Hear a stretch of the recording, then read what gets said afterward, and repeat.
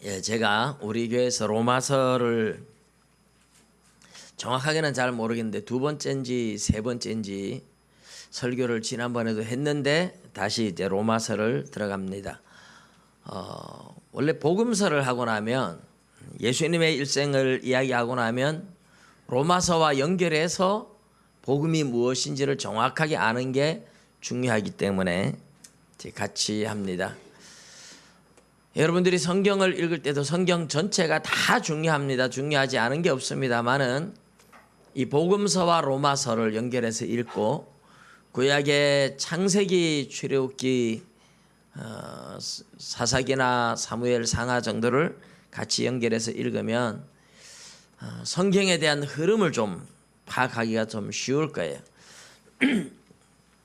이 로마서를 제가 오늘부터 설교를 하는데 마태복음은 한 장씩 요약해서 그렇게 전했습니다만 로마서는 한 장씩 끌고 나가기 너무 양이 사실 좀 방대해요. 아주 자세하게는 아닐지라도 또 로마서를 사람들이 읽으면서 어렵다 이렇게 말씀하시는 분들이 굉장히 많더라고요. 로마서를 어렵다 하시는 분들한테 좀 쉽게 설명도 해드리고, 그래서 이번 설교는 제가 한 절 한 절 여러분들이 좀 쉽게 이해할 수 있도록 그렇게 해드리고 싶다, 그런 마음이 있습니다. 사도 바울이 쓴 편지라는 것, 배경을 잠깐 말씀드리면 바울 사도가 전도 여행을 다니는데 이스라엘 땅에서 1차로는 그 지중해의 구브로 섬에 갔다가 오늘날 터키 지역인 비시디아, 안디옥, 루스드라, 더베, 이고니온 이 지역을 전도여행을 1차 전도여행을 다녔어요. 그리고 2차 전도여행을 갈 때 바나바와 함께 갔던 1차 전도여행에 마가가 중간에 탈락하는 바람에 바울과 바나바가 갈라섭니다. 바나바는 마가가 자기 생질이에요. 자기 누나의 아들이에요. 그래서 마가를 데리고 가자. 바나바는 그러고 바울은 가다가 중간에 탈락해서 사람들 힘 빼는 마가를 데려가면 안 된다. 그래가지고 바나바와 마가가 막 다투는 바람에 바나바는 마가를 데리고 구브로 섬으로 가고 바울은 그 루스드라, 더베, 이고니온 쪽으로 가서 거기서 디모데라는 제자를 얻어요. 그리고 거기서 더 올라가서 드로아를 거쳐서 저 마게도냐 지역에 가서 빌립보 교회를 세웁니다. 빌립보 교회를 세우고 거기에서 데살로니가, 베레아, 아테네, 아가야 지역인 고린도 교회까지 가서 전도를 하고 돌아와요. 이것이 2차 전도 여행입니다. 3차 전도 여행은 바울이 갈라디아 지역을 두루 다니면서 교회를 세웠는데 이 갈라디아 지역을 다니며 전도한 것이 성경에 기록이 거의 없어요. 그리고 나서 에베소에 가서 3년 동안 바울이 교회를 세우는데요. 이 에베소 지역은 2차 전도여행에 고린도까지 갔다가 돌아오면서 잠깐 들렸던 지역이에요. 고린도에 가서 만난 아주 중요한 사람이 브리스가와 아굴라라는 사람이죠. 그 사람들을 에베소에 남겨놓고 바울이 혼자 왔다가 다시 돌아가면서 에베소에서 복음을 전합니다. 아볼로가 와서 전도를 하면서 에베소 교회가 꽤 자리를 잡았는데 보니까 아볼로가 성령 세례를 몰라요. 그래서 바울이 성령 세례를 주면서 이 에베소 교회가 아주 뜨거운 교회가 되고 엄청나게 부흥하는데 바울은 에베소에서 선교를 하는데 주변에 사람들이 와서 바울의 설교를 듣고 가가지고 자기 마을에 가서 자기 도시에 가서 교회를 세워요. 그래서 서문화 교회, 버가모 교회, 두아디라 교회, 사대 교회, 빌라델비아 교회, 라오디게아 교회, 골로새 교회 뭐 이런 교회들이 바울이 에베소에서 전도할 때에 거기에서 예수 믿고 은혜 받은 사람들이 가서 자생적으로 세워진 그런 교회들인 셈이죠. 그리고 나서 3년 동안 교회를 세우면서 엄청나게 부흥했는데 그 지역 에베소 지역에는 아데미 여신을 섬기는 큰 신전이 있고 그리고 여러 그 은장색이라고 하죠. 은이나 이런 걸 가지고 이렇게 우상을 작게 만들어서 파는 사람들이 있었는데 자기들의 영업이 위험을 받아요. 사람들이 예수 믿고 우상을 안 사가는 거예요. 그래서 바울을 쫓아내기 위해서 데모를 일으킵니다. 바울이 그것 때문에 이제 에베소를 떠날 수밖에 없었어요. 근데 바울은 에베소에 있는 사이에 고린도 교회에 편지를 주고받았어요. 그게 고린도전서, 고린도후서가 되는데 편지를 한 3개, 4개 정도는 주고받았다 이렇게 볼 수 있어요. 그리고 사람들을 보냈는데 나중에 디도를 보냈는데 디도가 빨리 안 와서 걱정이 막 되고 이래서 에베소를 떠나면서 드로아 지역에 갔는데 드로아 사람들도 바울에게 막 이 설교 듣고 싶어서 은혜 달라고 막 전도의 문이 활짝 열려 있는데 바울이 사도지만 마음이 불편해요. 고린도 교회가 걱정이 되고 디도가 갔는데 빨리 안 오고 요즘처럼 전화가 있는 것도 아니고 그러니까 마음이 불편해서 드로아에서 전도를 못해요. 못하고 빌립보 교회까지 올라갔는데 거기에 디도가 왔어요. 그래서 얼마나 용기를 얻고 바울이 감사하고 힘을 얻는지 거기서 이제 고린도 후서를 써서 고린도 교회에 헌금 준비해라. 예루살렘 교회가 어려울 때에 흉년 때 너희들이 도와주기로 했으니까 내가 헌금 가지러 간다. 그래서 이제 구제 헌금을 가지러 고린도로 갑니다. 고린도에 가가지고 3개월 정도 있다가 구제 헌금 가지고 예루살렘으로 돌아오는데 이게 이제 3차 전도 여행이에요. 그런데 이 바울 사도는 늘 마음이 로마, 그 시대의 로마가 세계의 심장입니다. 로마가 세계를 지배하고 있었어요. 로마에도 가서 복음을 전하고 주님이 땅끝까지 이르러 내 증인이 되라 하셨으니까 땅끝까지 가야 된다 이렇게 생각을 했어요. 로마를 거쳐서 땅끝으로 가는데 그때 사람들이 땅끝이 어디라고 생각했을까요? 대서양 바다와 접해 있는 스페인까지 가면 그게 땅끝이라고 생각을 했어요. 여러분 뭐 마젤란이나 콜럼부스나 이런 사람들이 이 아시아 대륙을 아메리카 대륙을 발견한 거는 아주 세월이 한참 흘러서예요. 그때는 유럽 사람들이 거기가 전부 다인 줄 알았어요. 아시아와 유럽 이게 전부 다 세계의 전부인 줄 알았어요. 그래서 바울은 로마를 갔다가 스페인까지 가서 전도를 해야 된다 이 생각을 하고 고린도에 갔는데 고린도에서 조금만 올라가면 로마예요. 조금만 올라가면 로마인데 지금 헌금을 거액의 연보를 받아서 예루살렘 교회에 전달을 해야 되니까 또 갈 수가 없어요. 여러 번 바울은 고린도에 가고 싶어서 2차 전도여행 때도 고린도 좀 갔으면 했는데 못 갔거든요. 그래서 3차 전도여행 때도 로마에 2차 전도여행 때도 로마에 가고 싶어 했는데 못 가고 3차 전도여행 때도 이 로마에 가야지 하는데 이 또 거액의 연보를 맡았으니까 예루살렘에 갔다가 가야 돼요. 마음은 안타깝고 로마에 가지는 못하고 이 답답함을 편지로 써서 이 로마에 있는 성도들한테 로마에 교회가 있다는 소식을 누구 통해서 들었겠어요? 2차 전도여행 때 고린도에서 만났던 브리스길라와 아굴라라는 사람을 통해 들었겠죠. 그때 고대의 문헌을 보면요, 수에토니스라든지 그 시대의 역사가들이 이렇게 남긴 글에 보면 그 로마의 유대인들 사이에 크리스토스 뭐 이런 사람 때문에 유대인들 사이에 분쟁이 생겼대요. 그래서 글라우디오 황제가 유대인들 추방 명령을 내렸대요. 바울이 2차 전도여행 때 글라우디오 황제가 추방 명령을 내리는 바람에 브리스길라와 아굴라도 그래서 쫓겨난 거거든요. 그래서 고린도에서 바울을 만난 거죠. 브리스길라와 아굴라가 로마에서 쫓겨왔던 거예요.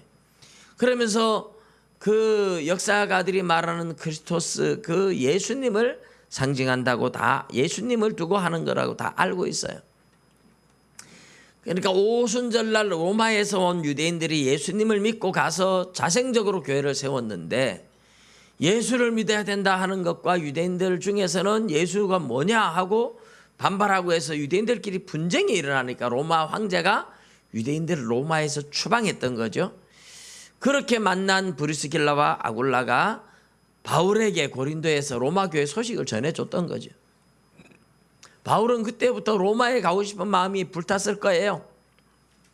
못 가고 3차 전도여행 때도 가야 되는데 지금 거액의 헌금을 맡았으니 이게 더 중요하잖아요.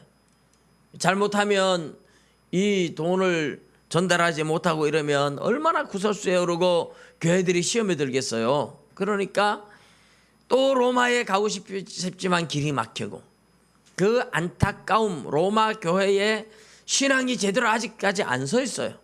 누가 복음을 제대로 전해주는 건 아니에요. 예루살렘에 와서 예수 믿고 간 사람들이 전했지만 잘 몰라요. 그래서 바울은 로마에 가고 싶은 마음은 굴뚝 같지만 갈 수 없을 때에 이 로마서라는 편지를 써서 복음에 대해서 잘 정리를 한 겁니다.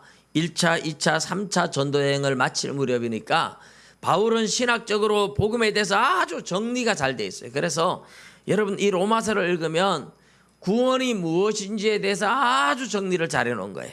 그래서 이 편지를 베베라는 여집사를 통해서 로마에 보내는데 하나님은 바울이 로마에 가고 싶은 마음은 굴뚝 같고 갈 수 있는 상황은 안 되고 이러면서 안타까워서 편지를 쓰게 만드신 거죠. 로마서라는 성경을 하나님이 만들어내기 위해서 하나님은 바울의 발길을 막았던 겁니다. 여러분 내가 뭔가 잘 안 되는 것 같아도 따지고 보면 그것이 하나님의 어떤 유익을 위해서 하나님 나라의 유익을 위해서 하나님이 우리의 길을 막으실 수도 있습니다. 할렐루야. 그래서 내 생각하고 달라요. 하나님의 생각과 내 생각이 달라요. 언제나 내 생각보다 하나님의 생각이 옳은 줄 믿습니다. 그래서 내 생각대로 안 된다고 해서 원망하거나 불평하지 마시고 뭔가 하나님의 뜻이 있겠지. 할렐루야. 뭔가 하나님의 뜻이 있겠지. 하나님이 더 좋은 걸 주시겠지. 믿으시기 바랍니다. 바울은 그렇게 로마서를 씁니다. 그래서 이제 로마서를 우리가 역사 속에서 첫 시간이라서 제가 약간만 이렇게 더 말씀을 드리면 종교개혁 500주년을 맞아서 우리가 이 로마서에 대해서 마틴 루터가 로마서 1장 17절 때문에 회심했다는 걸 알죠. 오늘 오후 시간에 마틴 루터에 대해서 제가 말씀을 좀 드릴 겁니다만은 이 마틴 루터는 로마서 1장 17절을 신학생들한테 강의했어요. 1513년에 신학교를 강의하면서 시편을 강의를 하고 1515년에 로마서를 강의를 시작하는데 이 로마서를 강의하면서 로마서 1장 17절에 대해서 깊은 고민을 하다가 이 로마서 1장 17절의 의미를 깨닫고 루터는 완전히 새 사람이 되었어요. 루터는 이 성경을 진리를 깨달을 때에 너무너무 기뻤다고 천국문이 활짝 열리는 것 같고 성경이 전체가 새롭게 보이고 하나님의 공의 때문에 하나님에 대한 미움이 가득했던 자기 마음이 기쁨과 환희와 감격으로 변했다고 그런 고백을 해요. 성경을 가르치면서 진리를 깨달아요. 여러분 그래서 이 설교자나 신학을 가르치는 분들은 참 행복자예요. 저도 그런 생각을 참 많이 해요. 제가 목사가 아니고 여러분들처럼 그냥 평신도였으면 집 사고 뭐 이러면 집사 이러니까 집은 샀을지 모르지만 그러나 성경은 아마 이렇게 절대로 깊이 깨닫지 못했을 거라는 생각이 들어요. 설교자로서니까 하나님 말씀을 가지고 얼마나 고민하고 묵상하고 기도하다가 하나님께서 말씀을 열어줄 때에 감격하고 울고 그런 날들이 많잖아요. 우리 하종욱 목사님이 자기는 특허받은 말씀이 엄청 많다 이러면서 박 목사도 모르는 특허받은 말씀이라 이 말을 자기는 말씀 깨닫고 그것 때문에 많이 울었대요. 이제 그런 경험들이 목회자들한테는 말씀을 사모하는 자들에게는 하나님이 주시는 것 같아요. 저도 하나님이 저에게 깨닫게 하신 말씀들 때문에 얼마나 많이 감격하고 울고, 설교 준비하다가 진리에 대한 깨달음 때문에 얼마나 많이 울고 감격하고 했는지 몰라요. 바로 그런 말씀이죠. 그래서 이 설교자가 안 되면 잘 몰라요. 마틴 루터도 신학생들을 가르치면서 말씀의 진리를 깨달았어요. 마틴 루터의 인생을 완전히 바꿔놓은 게 로마서예요. 종교개혁을 일으키는 시발점이 로마서 때문이에요. 또 중세의 초대교회 교부 가운데에 어거스틴이라는 사람 다 잘 알죠. 어거스틴 너무너무 유명합니다. 어거스틴은 마틴 루터나 요한 칼빈이나 이런 종교개혁자들한테도 엄청나게 영향을 끼쳤는데, 마틴 루터도 죄에 대한 고민을 엄청나게 많이 하다가 로마서 1장을 가지고 깨달았는데, 어거스틴도 죄에 대한 고민을 너무너무 많이 했어요. 마니교라는 이단, 예수를 믿고 이 마니교라는 거는 예수 믿는 사람이 아닌 게 아니에요. 예수 믿는 사람인데, 마니라는 사람이 예수를 믿지만 인간은 완전히 타락하지 않았다, 인간의 노력으로 구원을 얻을 수 있다, 이렇게 가르쳤던 게 마니라는 사람이에요. 펠라기우스도 그랬고, 이런 펠라기우스와 마니와 논쟁을 해서 이긴 사람이 어거스틴인데, 이런 이 위대한 기독교 역사에 사람들이 어떻게 변화됐느냐.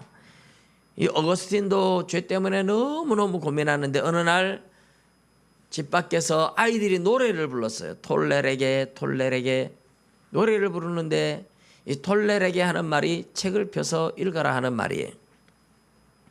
그래서 옆에 성경책이 있었어요.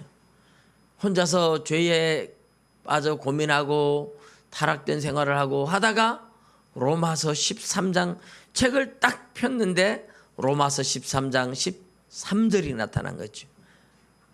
밤이 깊고 자다가 깰 때가 벌써 되었으니 빛의 갑옷을 입자. 술 취하고 방탕하던 것, 이런 방탕한 일들을 버리고 빛의 갑옷을 입어라 하는 말씀을 보는 순간에 완전히 막 확 눈이 열려졌어요.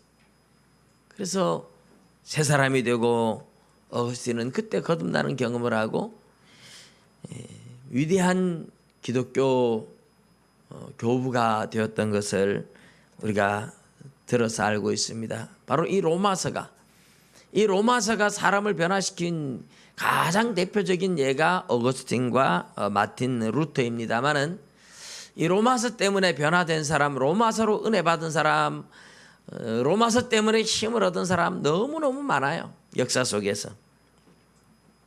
그래서 우리는 이 로마서를 그냥 읽는 게 아니고, 이 로마서를 제대로 깨달으면 진리에 대해서 눈이 열려지니까 저와 여러분도 이 로마서에 대한 기대감을 많이 가지고 사모하면서 보셔야 되죠. 우리 하종훈 목사님 로마서 지난번에 몇 번 읽었다고 했는지 들으셨어요? 몇 번 읽었다 그랬죠? 사모님 돌아가시고 7년 동안 혼자 살면서 너무 힘들어서 진짜 하나님 나 데려가세요 하는 기도를 하고 있는데, 하나님이 마지막 성경을 사라 그랬다 그러죠. 마지막 성경 뭐예요? 죽을 때까지 이거 보다가 이 성경 떨어지면 이제 죽는 거죠. 네가 볼 마지막 성경이다, 이런 말이에요. 그래서 죽을 때까지 이제 하나님이 나에게 주시는 마지막 성경을 산다고 샀어요. 그래서 그 성경을 본문 서점에 가서 샀는데, 로마서를 올해 1월 1일부터 읽기 시작해서 538번 읽었다, 그렇지 이 얘기를 했죠. 올해 연말까지 로마서만 1000번 읽는 게 이제 목표를 두고 로마서를 그렇게 읽고 있어요. 옛날에 박윤선 목사님은 미국으로 건너가면서 요한계시록을 주석하러, 우리나라에 자료가 많이 없어서 미국으로 건너가면서 그때 배 타고 3개월인가 미국을 갔대요. 근데 미국까지 가면서 요한계시록을 딱 1000번을 읽었답니다. 여러분, 요한계시록 1000번이나 뭐 로마서 1000번이나 한 성경을 1000번 읽으면 어떨 것 같습니까? 거의 내용이 안 봐도 눈에 환하게 들어와 있습니다. 100번만 읽어봐도, 저는 100번씩 읽은 성경이 몇 권 되는데 100번씩만 읽어봐도 그 내용이 환하게 머릿속에 들어오는데, 1000번을 읽으면 얼마나 더 하겠습니까?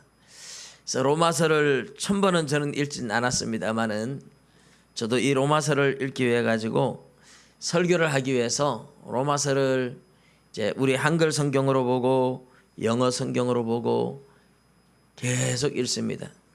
영어 성경으로도 수십 번을 읽어요. 한 주간 동안 내가 설교할 분량을 수십 번을 읽어보고 한글 성경으로도 읽어보고 헬라어 성경도 보고 저도 기대감을 가지고 그렇게 보고 있어요. 자, 그래서 오늘 이제 서론에 대한 이야기가 여기까지만 하고요. 이제 1절, 2절 보면 예수 그리스도의 종 바울은 사도로 부르심을 받아 하나님의 복음을 위하여 택정함을 입었으니, 이 바울은 이제 자기를 예수 그리스도의 종이라고 부르죠. 예수 그리스도의 종 바울. 이 종이라는 단어가 둘로스라는 헬라어인데 스스로 되는 종, 자발적으로 되는 종을 의미할 때 쓰는 단어예요. 옛날에 이렇게 유대인들은요, 노예로 이렇게 가면 돈이 없어서 빚을 져서 노예로 가면 7년 동안 노예, 뭐 5년 동안 노예 생활 이런 식으로 갑니다. 그런데 노예 생활을 하다가 총각으로 갔어요. 근데 주인 집의 종 중에 여종이 예쁜 여종이 있어요. 결혼하고 싶다. 주인이 결혼을 시켜줍니다. 결혼해가지고서 애 하나 낳고 살다가 이제 기간이 끝나서 나오잖아요. 그러면 그 여종과 아이는 주인의 종이었기 때문에 주인에게 속합니다. 혼자 나와야 돼요. 그 말이 안 되잖아요. 그러니까 떠나기 싫은 거예요. 예쁜 마누라도 있고 자식도 있는데 혼자 나가 살기 싫은 거예요. 그래서 주인한테 주인님, 나는 평생 주인님을 모시고 살고 싶습니다. 이러면 그래? 주인이 붙잡아 놓는 방법이겠죠. 데리고 가가지고 문설주에다가 가서 귀를 갖다가 대고, 이 귀를 갖다 대고 송곳으로 가지고 구멍을 빵 뚫습니다. 귀걸이 들어갈 만큼 작은 구멍이 아니에요. 표가 나는 큰 구멍이에요. 그래 놓으면 요 구멍이 뚫린 종을 이제 둘로스 이래가지고 자발적으로 된, 영원히 스스로 된 종이라는 그런 표시가 귀에 구멍이 뚫리는 겁니다. 여러분, 그런 종이라, 이 말은 바울이 나는 예수님의 종이다 하고 스스로 내가 종노릇 하기 위해서 종이라고 불렀다 하는 말입니다. 근데 왜 이렇게 종이 됐느냐? 사도로 하나님이 자기를 불렀고, 사도로 불렀고 복음을 위해서 또 하나님이 자기를 특별히 선택했다. 하나님이 복음을 위해서 자기를 특별히 사도로 불렀다. 그렇게 이야기하는 거죠. 복음을 위해서. 오늘 이 1절의 가장 중요한 단어는요, 복음을 위하여. 이 단어를 꼭 기억하셔야 돼요. 복음을 위하여. 하나님의 복음을 위하여 하나님이 나를 택했고, 하나님의 복음을 위하여 하나님이 나를 사도로 삼았고, 하나님의 복음을 위하여 내가 종이 됐다. 무엇을 위해서요? 복음을 위해서. 복음을 위해서. 이게 이제 이 우리가 오늘 읽은 본문의 가장 중요한 포인트입니다. 그래서 제목도 복음을 위하여 종이 된 사람 이랬어요. 복음을 위하여. 하나님이 선택한 것도 복음을 위하여. 사도로 부르신 것도 복음을 위하여. 내가 자발적으로 종이 된 이유도 복음을 위하여. 그 이야기를 하고 있어요. 자, 이 복음은 이제 복음이 도대체 뭐냐 그러면 복음이 뭔데 이렇게 물어봐야 되겠죠. 복음을 위해서 나는 산다. 복음을 위해서 하나님이 나를 선택했다. 복음을 위해서 사도가 됐다. 복음을 위해서인데 그러면 복음은 뭐냐? 이 복음은 하나님이 선지자들을 통하여, 구약의 선지자들을 통하여 그의 아들에 관하여 성경에 미리 약속하신 것이라. 성경에 하나님이 선지자들을 통해서 구약 성경에 미리 약속해 놓았던 그 이야기, 아들에 관한 이야기다. 그러니까 성경에, 구약 성경에 나온 많은 이야기들도 궁극적으로는 아들의, 하나님의 아들 메시아에 관한 이야기, 그 약속들이라는 거죠. 그게 복음이고. 자, 그 복음 아들에 관한 이야기인데, 아들은 어떤 아들이냐? 성경에 도대체 뭐라고 아들에 대해서 약속했느냐? 여러분, 구약 성경에 하나님께서 약속한 메시아는 누구의 후손이에요? 다윗의 후손이에요. 유대인들한테, 이스라엘 백성들한테 메시아는 누구의 후손이냐 물으니까 다 이구동성으로 뭐라 그래요? 다윗의 후손입니다. 이렇게 알고 있어요.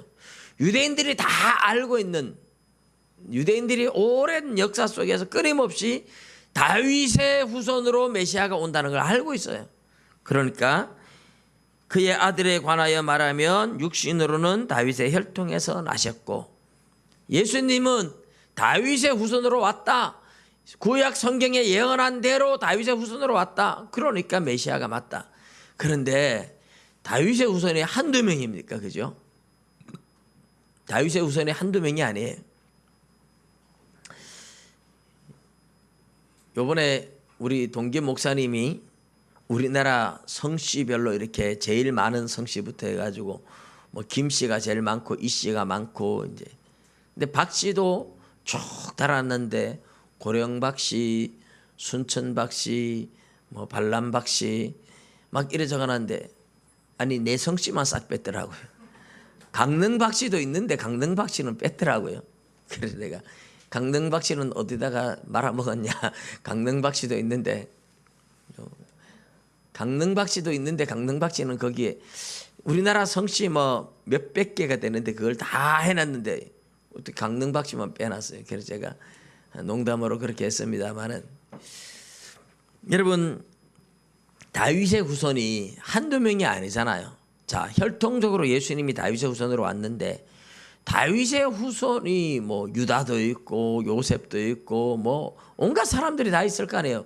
수백 명, 수천 명, 수만 명, 수십만 명이 될 거예요. 그런데 다윗의 후손이 다 메시아는 아니잖아요. 근데 예수님은 왜 다윗의 후손이면서 메시아라고 하느냐? 성결의 영으로는 죽은 자들 가운데서 부활하사 능력으로 하나님의 아들로 선포되셨으니 곧 우리 주 예수 그리스도시니라. 4절의 말씀이 참 중요해요. 성결의 영으로는, 이래서 부활을 통해서, 부활해서 죽은 자들 가운데에서 다시 살아남으로써 능력으로 하나님의 아들이다 하고 인정되었다, 선포되었다. 예수님이 바로 그렇게 부활했다 이 말입니다.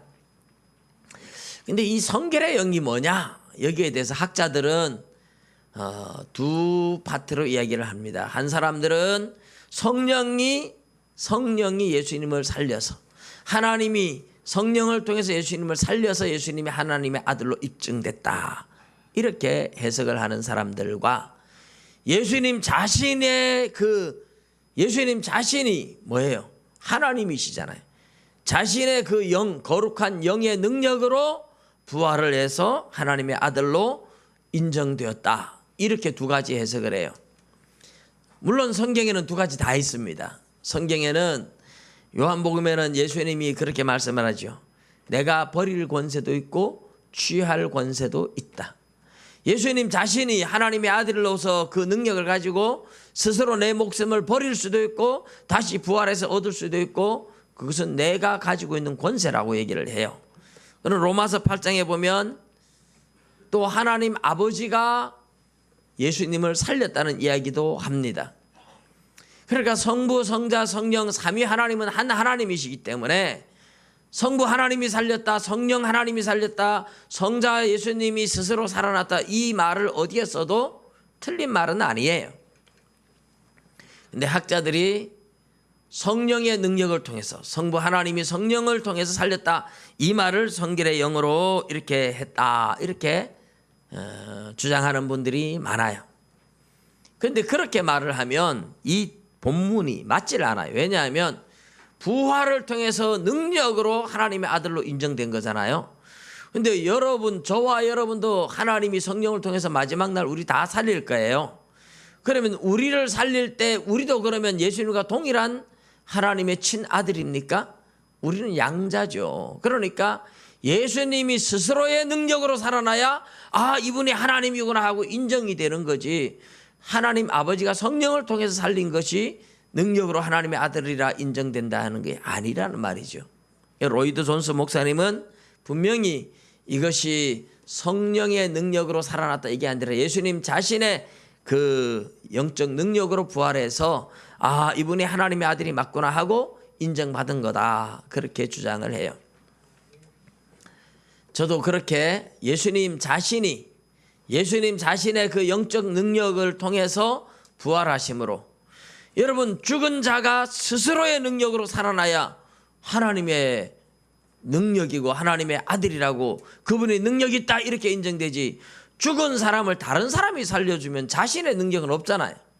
자신이 스스로 살아나야 능력 있다 이러죠. 예를 들어서 뭐 깊은 웅덩이에 빠졌다, 다른 사람이 건져주는 거야. 남의 힘으로 건짐받는 거지 자기의 능력이 아니죠. 그런데 깊은 구덩이에 빠졌는데 혼자서 막 그 구덩이를 빠져나왔어요. 그러면 그 사람 능력이 있다 이렇게 되는 거죠. 예수님이 사망에 빠졌지만 예수님 자신의 능력으로 살아나서 예수님을 하나님의 아들로 인정하게 된 줄로 믿습니다. 할렐루야. 그래서 예수님이 다윗의 후손은 많고 많지만 죽음 권세를, 사망 권세를 깨뜨리고 스스로 살아났어요. 그래서 예수님은 하나님의 아들이라는 것이 인정이 된 줄 믿습니다. 하나님의 아들, 이 말은 예수님도 하나님이라 그 말이에요. 사람의 아들은 사람이고 호랑이 아들은 뭘까요? 호랑이죠. 소의 아들은 뭘까요? 송아지. 안 썩네요. 소다 이러면 안 되고 송아지 이러고. 그 하나님의 아들은 하나님이라는 뜻이에요. 사람의 아들은 사람이고, 여기에서 예수님이 하나님의 아들로 인정되었다는 말은 예수님 하나님이다. 왜요? 사망 권세를 깨뜨리고 스스로 살아났다, 그 얘기하는 겁니다.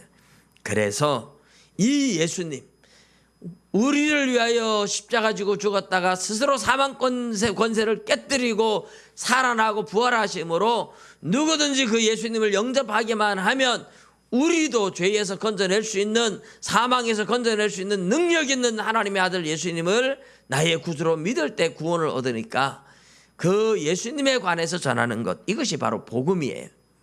바울 사도는 이 복음을 전하기 위해서 하나님의 불렀고 사도로 세웠고 스스로 종이 되었다. 복음을 위해서 나는 산다. 할렐루야. 그렇게 불렀다는 겁니다. 자, 그러면 이제 5절, 6절, 7절, 7절은 이제 그런 성도들한테 인사로 이렇게 결론을 내리는데, 5절, 6절에 보면 그로 말미암아, 예수님으로 말미암아 이런 말이죠. 예수님 덕분에, 예수님을 통하여 우리가 은혜와 사도의 직분을 받아 예수님의 이름을 위하여 모든 이방인 중에서 믿어 순종하게 하나니. 여기에 믿어 순종하게 하나니, 이 말은 믿음 때문에 오는 순종, 이 말이에요. 믿음으로 인한 순종. 그래서 이방인들에게, 모든 이방인들에게 복음을 전해서 예수 믿게 만드니까 예수님을 믿는 믿음 때문에 오는 순종이 있어요. 믿음 때문에 순종하게 된다. 그 믿음을 전하기 위해서 복음을 전하는 거죠. 그 예수님을 믿어서 믿음으로 하나님께 순종하고 하나님의 자녀 되게 만드는 그 일, 이방인의 사도다. 나는 복음을 위해서 부름받았는데 나는 이 복음을 누구에게 전해요? 이방인들에게 전하라고 부름받은 사도다. 할렐루야. 유대인들에게 전하는 게 아니에요. 유대인들은 베드로가 전하고 이방인들은 바울이 전하는 겁니다. 물론 다른 사람들도 유대인들에게, 이방인에게 막 전하는데 대표적으로 바울은 이방인에게 하나님이 보내고 베드로는 유대인들을 변화시키라고 하나님이 보냈다는 이야기를 바울은 사도행전에서도 이야기를 합니다. 사도행전 22장에 보면 유대인들에게 설교를 하면서 그런 얘기를 해요. 바울이 유대인들한테 설교를 하면서 베드로가 유대인을 맡은 같이 하나님 나를 이방인에게 보냈다. 그래서 내가 예루살렘에 가서 하나님 앞에 기도를 하면서 예수 믿는 사람들을 내가 박해를 했으니 이제는 전하면 저들이 잘 안 믿겠습니까? 그러니까 하나님이 안 된다. 유대인들은 네 말을 안 들을 거다. 내가 너를 멀리 이방인의 빛으로 보내니까 빨리 나가라. 하나님이 나에게, 그래서 내가 이방인에게 갔다. 그 얘기할 때 유대인들이 막 난리가 납니다. 왜요? 유대인들은 이방인이 싫은데 바울이 이방인을 위해서 하나님이 자기를 보냈다 그러니까 이방인에게 전하는 것 자체를 싫어하는데, 그래서 막 이런 놈은 살려둘 자가 아니라 이러면서 막 티끌을 날리고 옷을 벗어던지고 난리가 납니다. 바울은 하나님이 자기를 이방인에게 보낸, 이방인을 위해서 전도자로 세운, 복음을 위해서 자기가 살지만 그 복음을 이방인에게 전하라고 세웠다는 인식을 분명히 가지고 있습니다. 그러면서 너희가 누구예요? 로마 교회 교인들이죠. 너희도 그들 중에서 예수 그리스도의 것으로 부르심을 받은 자니라. 너희도 그들 중에서 이렇게 말하는 게 이방인 중에서 이렇게 들리지만 사실은 너희들도 예수 그리스도의 것으로 부름받은 그들 중에 있다. 이렇게 이제 원래의 의미는 그래요. 그러니까 너희도, 로마 교회 너희도 하나님이 이방인 중에서 전도해가지고 예수님의 것으로 선택한 그 사람들 중에 너희들도 바로 그 예수 그리스도의 사람으로 부름받은 자들이다. 그렇게 얘기를 해요. 로마 교회 사람들도 예수님을 믿어서 구원 얻은 하나님의 자녀들이라고 말하면서 너희들도 하나님의 백성이야, 너희들도 하나님의 자녀들이야, 그 말을 하죠. 그래서 로마에서 하나님의 사랑하심을 받고 성도로 부르심을 받은 모든 자에게 하나님 우리 아버지와 주 예수 그리스도로부터 은혜와 평강이 있기를 원하노라. 너희도 하나님의 자녀로 그리스도의 것으로 부름받았고 바로 너희들에게 은혜와 평강이 있기를 원한다. 이렇게 인사를 하고 맺습니다.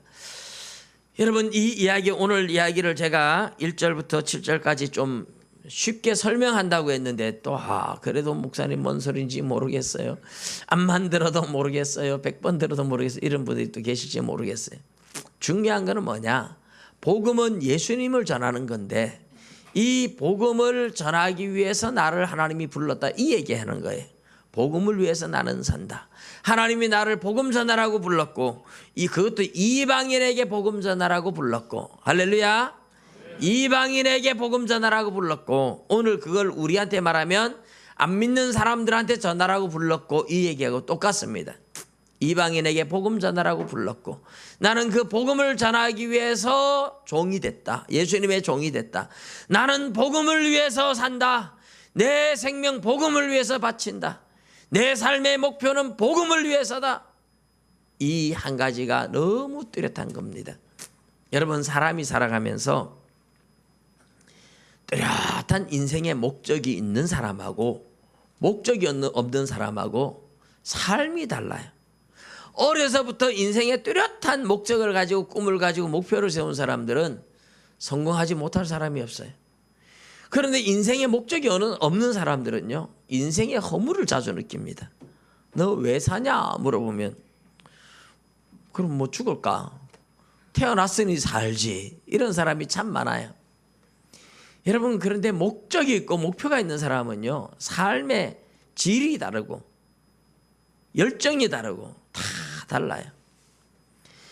인생에 목표가 없는 사람은 인생의 허물을 느끼면 자살을 잘 안 돼요.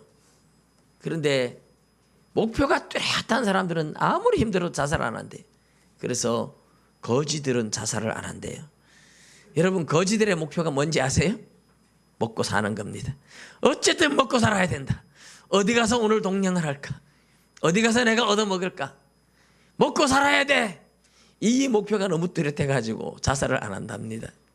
여러분, 제일 힘들고 어려운 사람들이 거지들이 아니겠어요? 요즘은 뭐 그래도 좀 나을지 모르겠지만 여러분, 그래도 먹고 산다는 목표 하나를 가진 거지가 돼도 그 목표 때문에 아무리 힘들어도 한겨울에도 얻어먹으러 다니고, 옛날에 하고 요즘하고는 좀 이렇게 좀 요즘 노숙자들 개념하고 좀 다른 것 같아요. 먹고 살아야 한다는 이 목표 때문에 얻어먹어도 자살하지 않고 열심히 살았습니다. 여러분, 어려서부터 꿈이 있는 사람, 목표가 있는 사람, 이런 사람들은 자기의 목표를 위해서 열심히 삽니다. 그런데 문제는 세상 목표, 내가 돈 많이 벌어서 이래 살아야지. 그 가수 중에 박진영 가수가 그랬잖아요. 인생의 목표가 20억 버는 거였습니다. 20억을 벌면 내가 편하게 하고 싶은 거 마음대로 하고 살겠다. 그래서 20억을 벌려고 열심히 노래하다 보니까 20대에 20억을 다 벌었어요. 20대에 20억을 벌고 나니까 너무 허전하더래. 내 목표 잘못 정했다. 그래가지고 이 방면에서 최고로 내가 성공하는 사람이 돼야지. 그래서 미국 가가지고 빌보드 차트에 뭐 10위권 안에 들어가면 내가 이름을 남기는 아시아 최초의 사람이 안 되겠나. 그래서 갔는데 그게 또 너무 쉽게 또 이루어져 버렸어요. 그리고 뭐 한국에 와서 하다 보니까 하여튼 자기가 너무 빨리 성공하고 다 했어요. 돈도 다 벌고 성공도 하고 이름도 남기고. 그리고 나니 허전하더래요. 아, 인생의 목표를 잘못 잡은 거죠. 너무 빨리 목표 다 이루었는데 허전하죠. 허무한 거죠. 그래서 이것으로 만족이 없구나. 그러면 어떻게 하면 인생을 만족할 수 있을까? 그래서 생각을 하다 보니 어려운 사람 도와주고 남들한테 베풀어주고 그렇게 살면 내가 만족을 하지 않을까. 그래서 성공한 그 사람이 이제 어려운 사람들을 도와주기 시작했는데 기쁘더랍니다. 그런데 뭔가 2%가 부족하더래. 2% 부족한 거는 저 마트에 가서 이렇게 2% 사서 먹으면 되는 게 아닙니다. 2%가 부족하더래. 그러니까 많이 생각하는 게 지금까지 내가 살아온 게 내가 노력하고 애써서 된 게 아니라 누군가가 나를 기가 막히게 좋은 길로 운 좋게 왔더라는 거죠. 부모님이 자기를 어릴 때 미국에 보내서 영어를 하게 만들고 그런 좋은 부모 밑에서 태어난 거라든지 그런 좋은 사람을 만난 거라든지 이 모든 과정이 내가 아니고 누군가가 나를 이렇게 이끌어줬다. 가만히 생각하니 누군지 모르겠더래. 그런데 저 위에 어떤 분인 것 같더래. 그래가지고 막 성경책, 불경책, 이슬람책 다 사다 놓고 막 연구를 하고 그리고 이제 하늘을 쳐다보면서 막 하다가도 감사하면 창문 열고 하늘을 쳐다보면서 감사합니다 하고 들어와서 또 하고 누군지 모르지만 저 위에 계신 분이 있다 이래가지고 창문을 열고 쳐다보고 감사합니다 하고 계속 그랬는데 어느 날 마음에 니는 감사하다고 날마다 하면서 감사하다고 하면서 나 한번 찾아오지도 않냐 이런 마음이 들더래요. 내가 누군지 알아야지 찾아갈 거잖아요. 그러다가 이분이 하나님을 찾기 시작했는 것 같아요. 여러분 안 믿는 사람들도 목표를 정하고 살아갑니다. 그런데 그 간증대로 하면 세상에서 목표를 일찍 성공을 했다, 목표를 성취했다, 행복하지 않다라는 거예요. 행복이 이 세상에서 돈을 추구해서 벌어도 행복하지 않고 명예를 추구해서 얻어도 행복하지 않고 남들을 도와주는 삶을 살아봐도 뭔가는 부족하다라는 거예요. 예수님을 만나야 진정한 행복이 있는 줄 믿습니다. 예수님이 주는 인생의 소명을 알아야만 인생은 참된 목적이 있고 진정한 목표를 향해서 달려가는 겁니다. 예수님을 만난 거죠. 예수님을 만나서 보니까 복음을 위해서 사는 게 하나님이 나를 부른 목적이구나. 여러분 그것이 예수님이 복음 위해서 살아라 이게 바울에게만 준 사도들에게만 준 목표가 아닙니다. 마태복음 28장 19절 20절 여러분 다 알죠? 마태복음 28장 19절 20절에 보면 그 이야기 나와요. 방송실에 혹시 띄워줄 수 있나 모르겠어요. 마태복음 28장 19절 20절 같이 한번 읽어볼게요. 시작. 그러므로 너희는 가서 모든 민족을 제자로 삼아 아버지와 아들과 성령의 이름으로 세례를 베풀고 내가 너희에게 분부한 모든 것을 가르쳐 지키게 하라. 볼지어다 내가 세상 끝날까지 너희와 항상 함께 있으리라 하시네. 자 20절 한번 보세요. 내가 너희에게 분부한 모든 것을 가르쳐 지키게 하라. 가르쳐서 뭐예요? 지키게 하라는 거예요. 그럼 예수님이 제자들한테 분부한 게 뭐예요? 예수님이 서로 사랑하라 하는 것도 분부했고 복음 전하라 하는 것도 예수님이 분부한 거죠. 복음 전하라 이거 명령 예수님이 제자들한테 했어요. 그러면 제자들도 이 분부한 것을 사람들한테 가르쳐 또 지키게 하는 게 뭐예요? 너희들도 서로 사랑해라. 그리고 너희들도 가서 복음 전해라. 제자들이 또 그에게 또 전해야 되겠죠. 그러니까 복음 전하는 이 일은 사도들에게만 주어진 일이 아닙니다. 사도들에게만 주어진 소명이 아니에요. 모든 성도들에게 주어진 사명인 줄 믿습니다. 저와 여러분에게도 하나님이 이 명령 주신 줄로 믿습니다. 내가 왜 삽니까? 내가 왜 세상을 살아야 됩니까? 돈 많이 벌기 위해서? 자식들 잘 먹고 잘 살게 하기 위해서? 아니에요. 여러분 분명한 인생의 목표를 정하지 못하면 여러분, 아무리 돈을 벌어도 행복하지 않을 수 있고, 아무리 명예를 얻어도 절대 행복하지 않을 수 있고, 아무리 여러분이 좋은 일을 많이 해도 여러분의 인생에 만족이 없고 목표가 없으면 허무합니다. 여러분, 우리가 일을 해도 밥을 먹어도 무엇을 해도 복음을 전하라는 하나님의 이 사명, 이 소명의식, 하나님이 나를 부르신 목적에 대해서 흔들리지 않아야 돼요. 여러분, 직장에 가서 일을 할 때도 돈을 많이 벌어야지, 잘 벌어야지, 그게 아니고 내가 돈을 열심히 벌 때도 어떻게 하면 내가 이 사람들한테 복음을 전할까, 이 마음으로 일을 하셔야 돼요. 일을 열심히 하면서 그래, 내가 복음을 전해야 되는데, 그런데 내가 일하면서 못되게 일을 하면 복음을 전할 수 있겠어요? 안 되잖아요. 옛날에 어떤 권사님이 그랬대요. 집에 새 들어 사는데 이 새 들어 사는 새댁이가 된장을 너무 맛있게 하는 거예요. 그래서 새댁이 몰래 가서 된장을 한 번씩 퍼다 먹는 겁니다. 그런데 몰래 해도 된장을 퍼먹는 권사님을 다 아는 거예요. 남의 된장 말도 없이 자꾸 퍼가네. 근데 주인이 그러니까 뭐라고 말도 못하고. 근데 어느 날 이분이 새댁이 나 따라 교회 가자 그러니까 돌아서서 욕을 막 하는 거예요. 된장 도둑질을 하면서 교회 가자 하는데 내가 도둑질 하는 사람 따라 교회 가겠냐고. 여러분, 예수 믿는 사람이 전도를 하려면 어떻게 해야 돼요? 착하게 살아야 돼요. 덕을 끼치며 선하게 살아야 돼요. 그런데 내가 못되게 살면서 전도하면 전도가 되겠냐 이 말이에요. 그래서 직장 생활을 할 때도 전도를 생각하니까 착하게 살아야 되고, 장사를 해도 전도를 해야 되니까 착하게 살아야 되고, 청소를 하나 해도 예수 믿게 전도해야 되니까 내가 착하게 살아야 되고, 그래서 예수 믿는 사람은 세상에서 착하다 소리 듣는 겁니다. 그게 뭐예요? 목표가 뭐예요? 어떻게 해서든지 내가 이 사람한테 복음을 전해야 되겠다, 이 마음이죠. 우리가 세상 사람들 대할 때에 복음을 전하기 위해서 내가 산다, 이 목표만 가지면, 이 목적만 가지면 여러분 바로 사는 그리스도인이 됩니다. 착한 그리스도인이 됩니다. 성실한 그리스도인이 됩니다.